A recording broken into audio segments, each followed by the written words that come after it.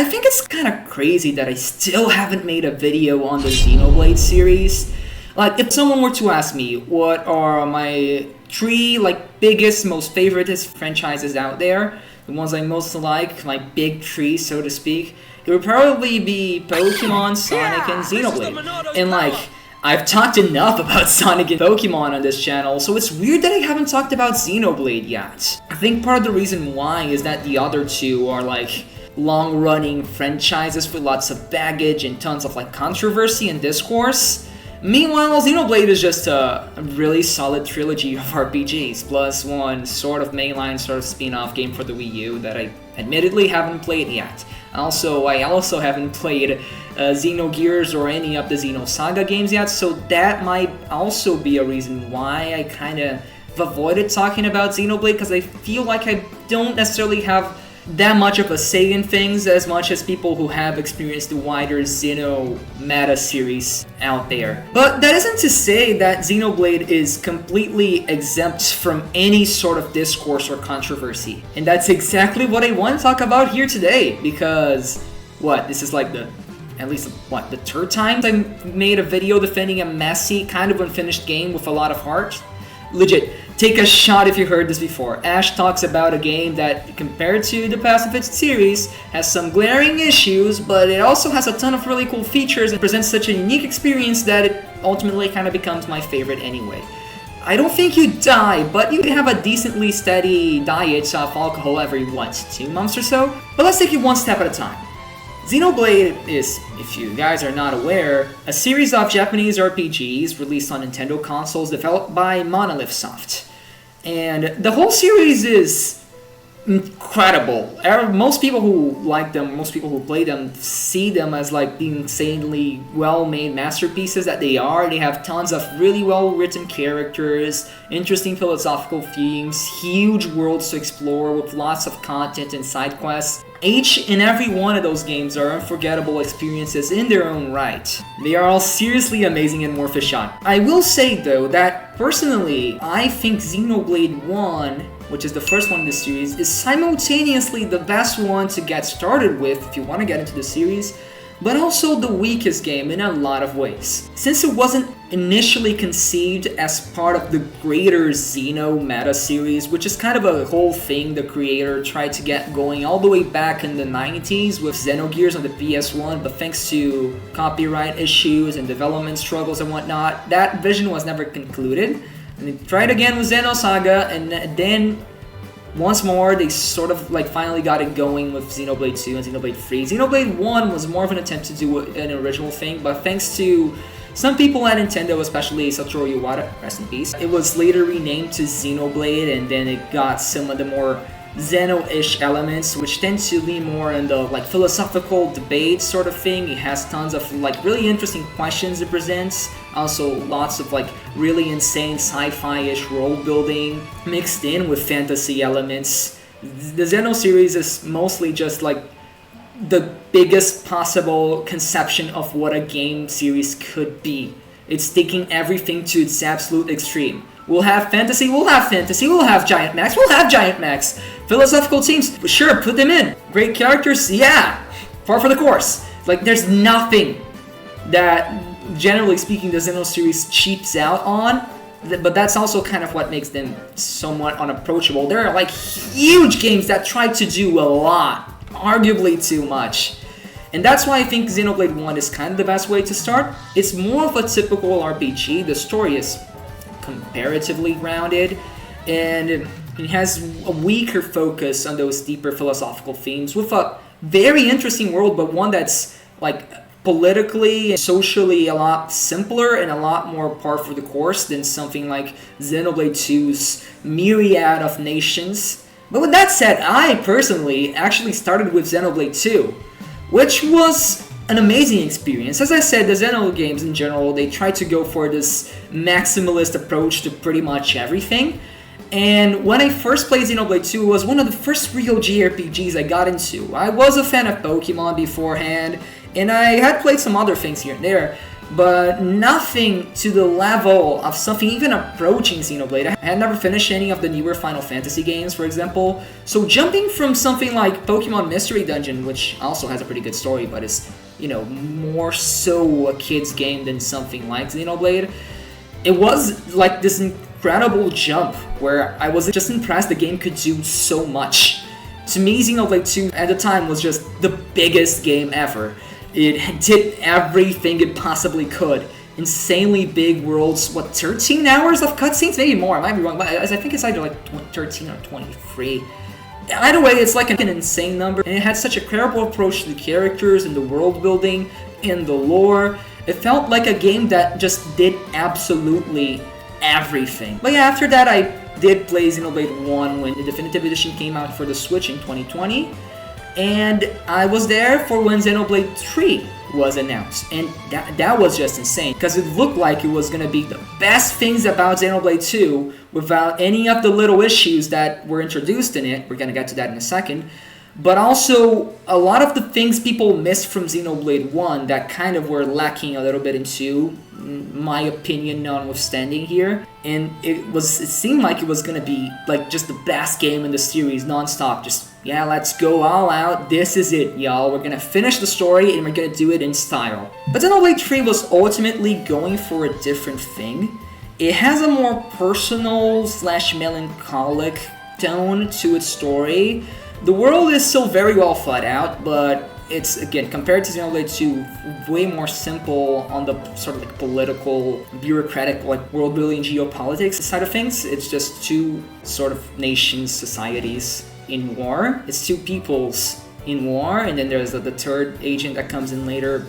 I'm not get too much into it. In the Xenoblade 3 setting is in general just a lot more somber than something like Xenoblade 2, and even Xenoblade 1, which compared to 2 was a little bit darker in terms of like tone, a little bit more grounded. 2 was just insane. 2 just went all out with the anime stuff. Everything was bright and colorful, and the attacks were flashy and also acrobatic. Is that the right word for it? Sure, acrobatic. 3 had possibly the best characters in the series. And in terms of objective analysis here, it's probably the best game overall because it has the best battle system. It's basically the best things from 2 mixed in with a few of the elements from 1 while also being just generally more accessible and fun. Nothing more satisfying to do than fusion arts in that game. Yeah, insanely well-written main party, just some of the best characters I've seen in fiction ever. Very deep, very interesting characters with lots of very poignant and meaningful themes in the story. But while the world is, from a technical standpoint, the biggest one in the series by far, because of its scope and the story it's trying to tell, it still feels smaller than the world in 2, and maybe even 1 to an extent. It's a world that's very divided, very segmented, and there's very little civilization left aside from people at war, which is driving home the point the game's story is trying to make, but ultimately feels a little less grand in scope than Xenoblade 2's varied nations and different sides to a very complex set of conflicts. I also think it's worth mentioning that while Xenoblade 3 probably did have the best party, as I said before, those main characters are literally some of the best characters in fiction, I feel like due to, again, this sort of more insular nature to the story, the way that there's only 2 nations, and even calling them nations is a bit of a stretch, I feel like the side characters that build up the world in 3 are considerably weaker than the ones in 2. 3 does have a good variety of non-main party characters, especially with the heroes, but since most of them are technically optional to obtain and meet, and also it's within this very insular world they built, it doesn't feel like there's any particular side character in 3 that really hits the same as, say, Van Damme from 2. Like, even Van Damme from 3 isn't as cool as Van Damme from 2, right? And that's not even mentioning the intentionally one-note villains 3 has. Again, it's all for the sake of a point. It makes sense, but it still makes it a little bit less memorable than 2 for me. So ultimately, while Xenoblade 3 was still like an amazing game that I loved to death, it kind of felt like it was missing some elements that made me fall in love with 2. And I also saw that sentiment resonate with a few corners of the fan base, while Tons of people also love 3. Many hail it as just the best one in the series, period. There's a good handful of people who say, oh, it's good, but it's kind of, I don't know, weaker. It kind of feels like it's missing a sauce for many people. I wouldn't go that far. It does feel like it takes a few steps back from 2 in a lot of ways. Those things that were missing from 3 that were very prominent in 2 include stuff like the world building, which I already kind of went over. The Xenoblade series, for the most part, takes place on top of like these huge living creatures. Xenoblade 1 is on top of 2 giant mechs forever locked in a timeless battle. And Xenoblade 2 is more like the Titans are just living creatures that are moving around this inconceivably giant world and people live on the backs of them. And in 2, they make a point to make it so each and every one of these comparatively smaller Titans than what we had in Xenoblade 1 be its own distinct nation or have a play in the greater conflict that was explored in that game. Places like the Gormott, which is one of the first Titans you visit in that game, is a colony of Moradane, which is an empire that is very intrinsically connected to the Aegis War, and that's a whole thing that's also a part of the game story. Xenoblade 3 drops the whole Titan angle pretty much, but it's sort of how things go usually. Xenoblade 2 also has a more, I guess, colorful set of characters. I think a lot of people are starting to agree that Xenoblade 1 specifically has the weakest cast of characters in the entire trilogy. They're pretty good. I love Shulk, I love Rhyntime, and Charla and Ricky and Dunban especially. Dunban is a really cool guy. But Xenoblade 1 is comparatively way more plot focused than 2 or 3, whereas those games' narratives are way more strongly driven by the characters. So while Xenoblade 1's characters fulfill their purpose very well and are very good and memorable in their own ways, still very much ahead of most other games out there, they're still less complex and less interesting as characters than the ones we got in 2 or 3.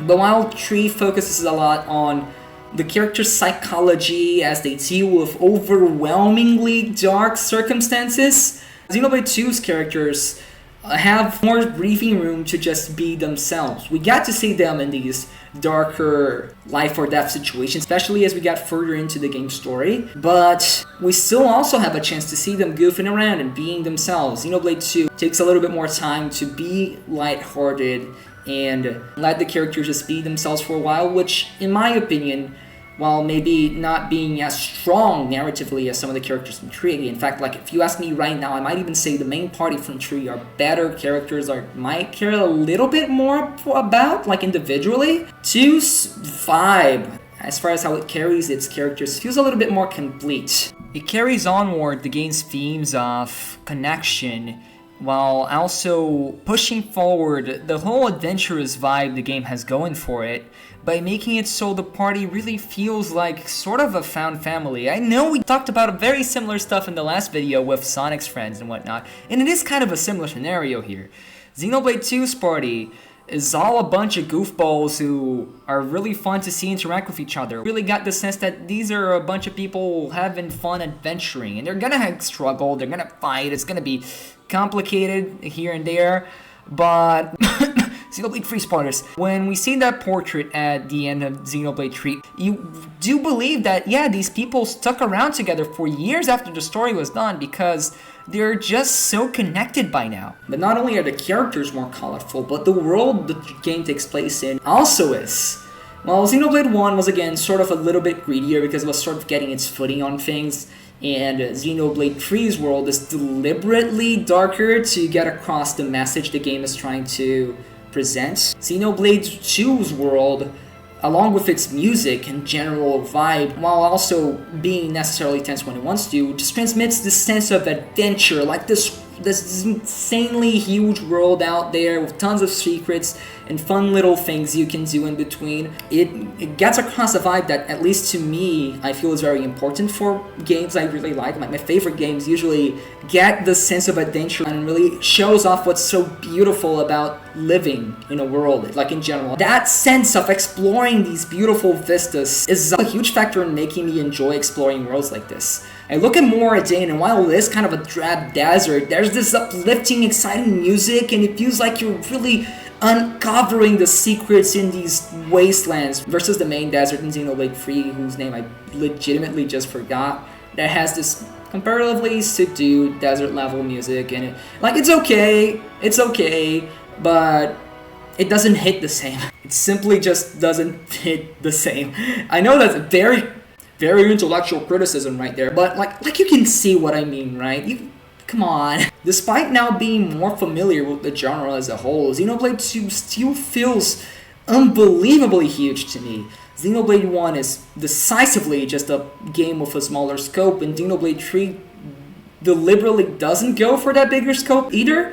So here we have the middle child that somehow has the biggest feeling scope in all of Xenoblade, aside from arguably the DLC in Xenoblade 3, and that has the issue of just being a shorter DLC story. The final few chapters go insane with the sci-fi stuff and just making your head just explode and seeing the story from an entirely different perspective, while still making the main portions of the story and the world you mostly explored and feel alive and unique, and like there's so much to do, so much to see with all these little intricate world-building details. You can go on for hours speculating about how X Town was created or how Y NPC lives the way that they do.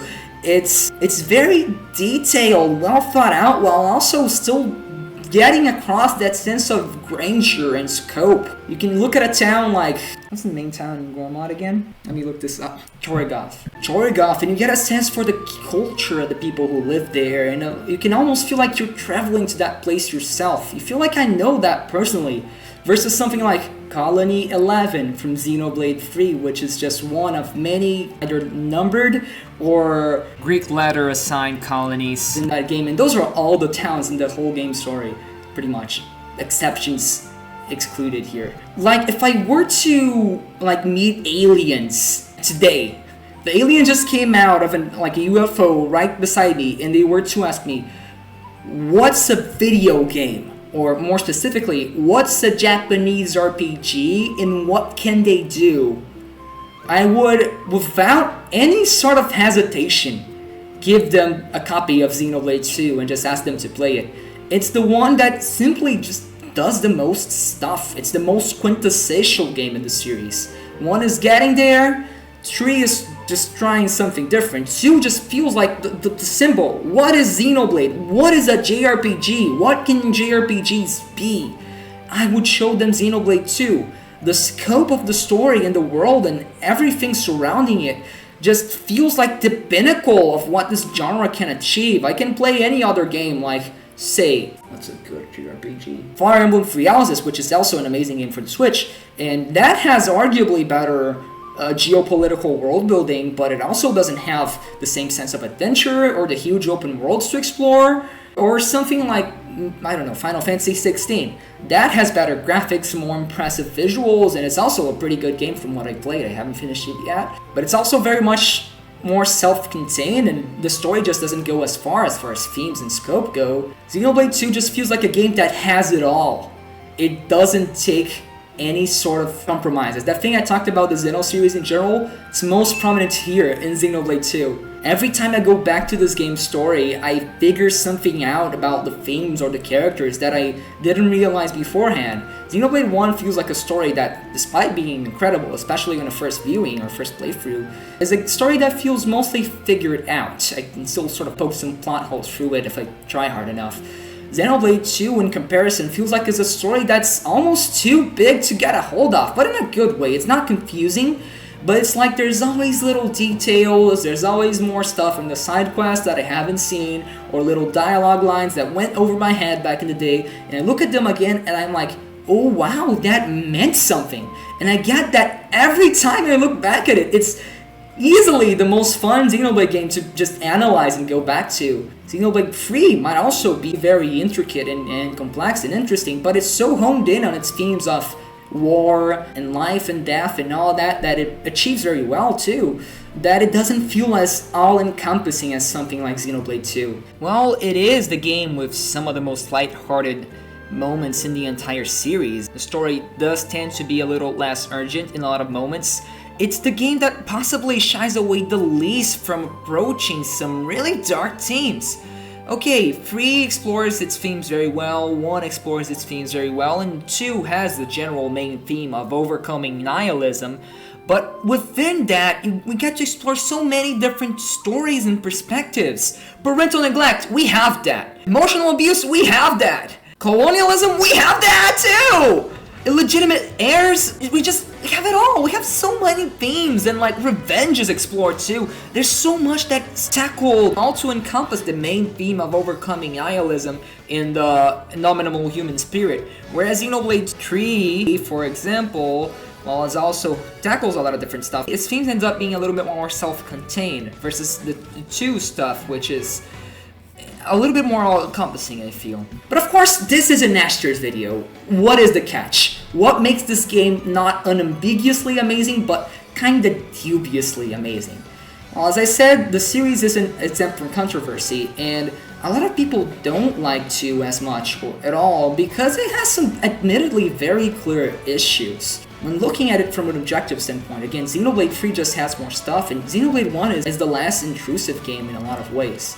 Xenoblade 2 is very clearly rushed compared to the rest of the series, and there's a lot of stuff there that's just easy to make fun of.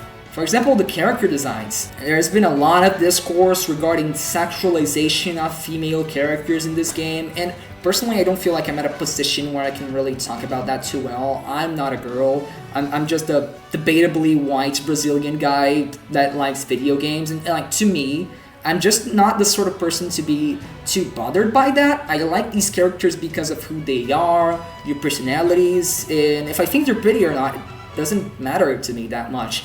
If anything, yeah, those things bother me too. I don't like when clothes are too revealing in characters like this because it's sort of weirdly distracting. It isn't the end of the world for me, and I've seen some women say that they like that aspect of the game because it feels empowering, while also some other people saying that it feels like it's directly like, you know, unacceptable or something. And I'm not gonna hit the hammer on that because, I don't know, to me it's just kind of a factor. It doesn't make me like these characters any more or less on the grand scheme of things. It's just sort of a thing that happened. But yeah, I'm not about to look at Pyra's comically huge boobs and say, yeah, that's normal.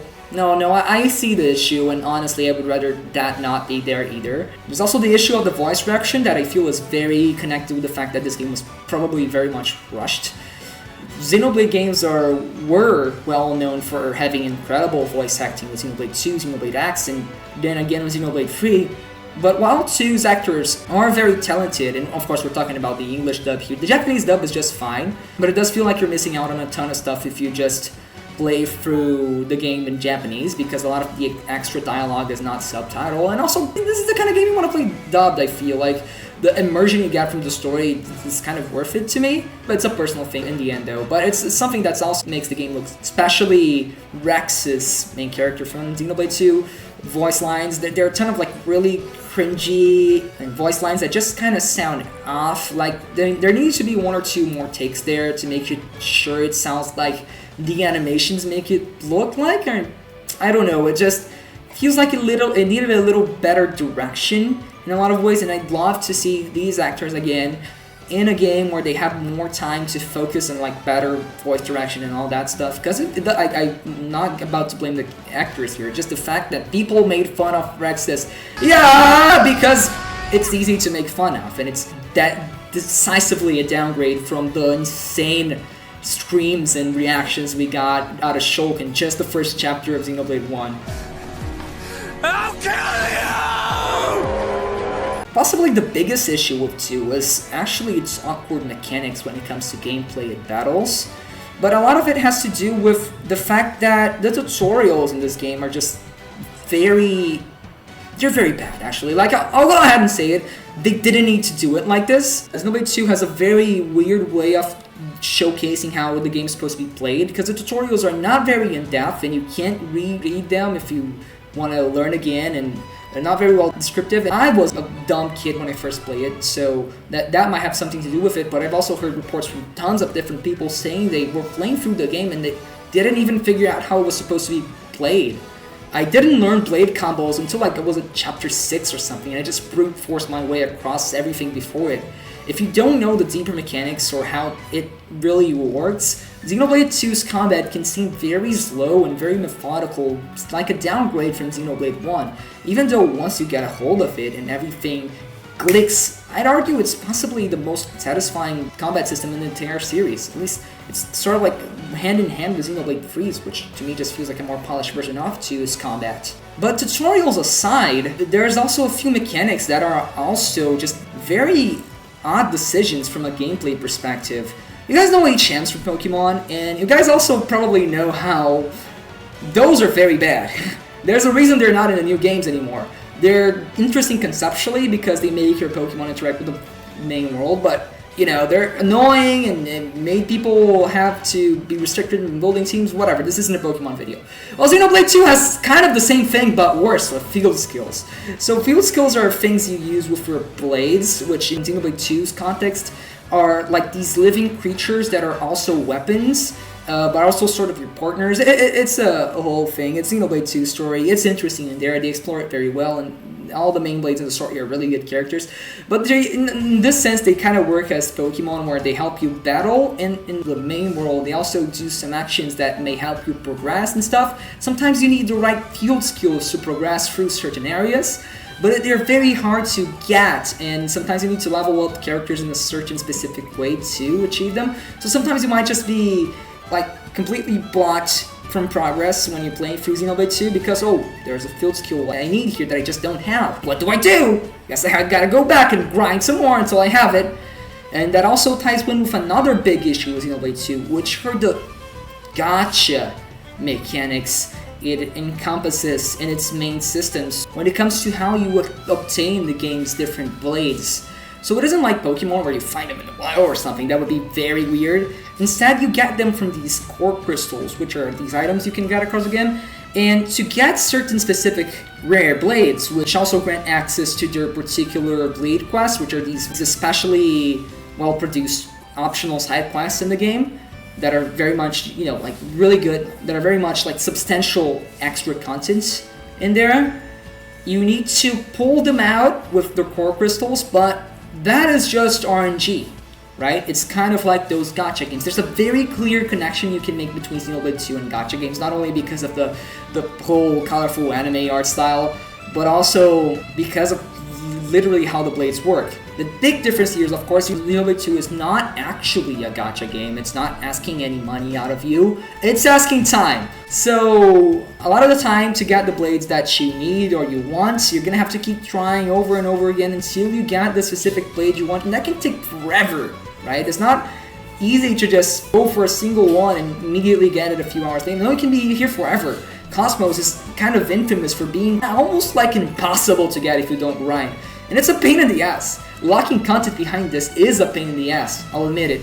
The thing is, the blades were never supposed to be obtained like that. Lots of people go for all of them because that means doing all the side quests and also meeting all the different characters the game designed and stuff. But in reality, the blades are supposed to be a way to incentivize replays and to make each person's playthrough a little bit different from the other. You're supposed to get blades as you get a hold of core crystals and whatnot, and use whichever ones you obtain in your party in your own different specific way.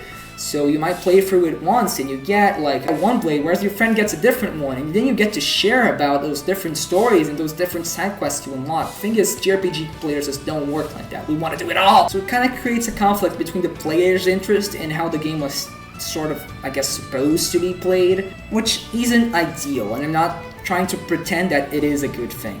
And with those gacha elements, as I mentioned, the game just ends up being very anime overall. This entire Xenoblade series is explicitly inspired by shonen anime, and that goes for Xenoblade 1 and Xenoblade 3 as well, even Xenoblade X. But 2 is, for better or worse, very overtly anime. They use a lot of like different anime tropes across the story and all the different events in the game.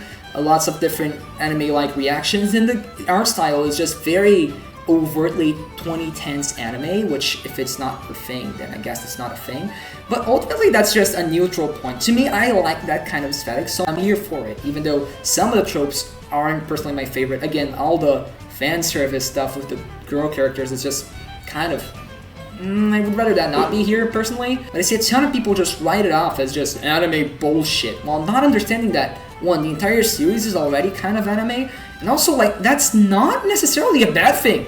It's just a part of the game, you know? It's just how the game looks, and if that's not your thing, sure, make it not your thing, but don't try to pretend it's, like, objectively worse because of it. It's just a different direction, just like 3 is a different direction that might not necessarily be as appealing to me as Xenoblade 2's, but I still like it and respect it, and I still like Xenoblade 3 for what it does differently. When 2 came out, biggest discussion was like, oh, Xenoblade 1 is better, because a lot of people were saying that a lot because 1 had this superficially darker presentation, especially the Wii one was very Super Smash Bros. Brawl-esque, as in everything was kind of brown and muted, which to some people made the game seem darker and more complex, and when they jumped from that to Xenoblade 2, that was a lot more overtly animated, a lot more colorful, and a loud minority of people just didn't like it. That's where the big controversy came from. Oh, it's so anime with all this fan service and all this weeaboo pandering bullshit with gacha mechanics. And I'm like, no, that's not the entirety of Xenoblade. Have you played the entire game? Have you experienced it?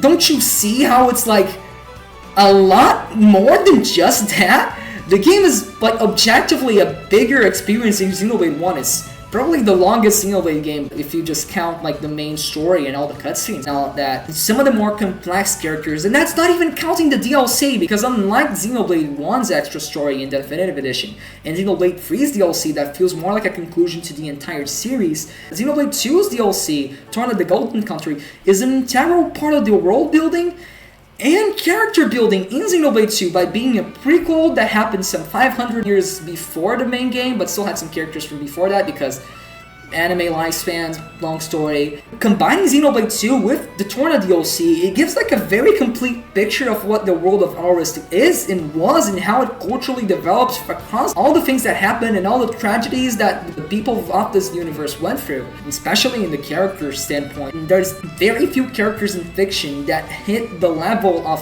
not only relatability, but just complexity as someone like Pyra/Mithra. And here's the thing, that's one thing my friend MB, who does some streams and is also on Twitter, check him out, pointed out when we were talking about Xenoblade 2 one day, is that pretty much every single one of Xenoblade 2's gameplay issues, those little inconveniences, even the ones I didn't mention, such as the Merc mission mechanic in that game being based on real-world time, which is also a very gacha game-esque mechanic that exists for no reason at all, actually exists for a reason, which is role building. A lot of the field skill stuff, in a way, while not trying to pretend they're good, exists because that strength is the verisimilitude of the world and the characters in it. The rare blades are hard to get because in universe they're hard to get. They're supposed to be hard to get. That makes sense. And ultimately, all of those little issues aside, here's the thing. Xenoblade 2 is probably the most amazing, unforgettable adventure I've ever had in a video game. It's really hard to put it into words, especially when I'm trying to keep the video as short as possible. And I tried to give my reasons here, be it the world building, be it the characters, be it probably also the fact that it was my first big JRPG. There's something here, man. There's something about Xenoblade 2's story, about its world, the way that's all conveyed that just makes the game feel unforgettable. I might respect Xenoblade 3 for being the objective best game in the series when it comes to mechanics, when it comes to like objectively writing quality maybe, but Xenoblade 2 just hits a spot for me. It does it all, and I can keep continuing to mention its objective faults that I've mentioned here. I'm not ashamed to admit that it has those faults, but I cannot call it anything but my favorite one in the series for all that it means to me, for all that it achieves. Like, yeah, we could also get like a definitive version of Xenoblade 2 that fixes a lot of those issues, and suddenly, wow, now it's objectively the best game in the series too! Like, not saying that's gonna happen or it needs to happen, but you see how little that stuff actually matters. I've done this before, we've gone over this a million times. I love games for the experience they provide me. Be it something like Sonic Frontiers, which is unpolished to hell and back when it comes to certain mechanics and whatnot, still being the most memorable, insane Sonic experience I had in like 15 years or something. And Pokemon Scarlet and Violet for being the first open world in Pokemon and with one of its best stories. Here it is again, Xenoblade 2. some of the best characters in all of gaming, one of the most compelling tales I've ever experienced in fiction. That's what Xenoblade 2 means to me, and that's why it's always gonna be my favorite until maybe something else comes along that's just as good as it.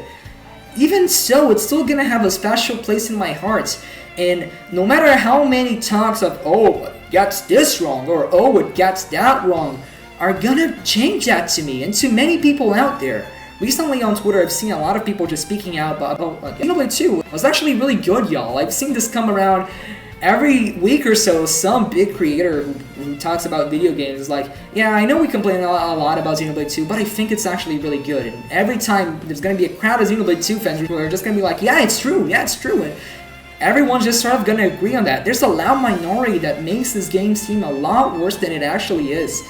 And honestly, everything it achieves feels way more impactful than whatever it ends up lacking on. In that sense, I guess you can say it's human. It's a human-made piece of art that makes mistakes for reasons it sort of justifies, but maybe not really for everyone. It's not gonna be for everyone, I'm not about to pretend that.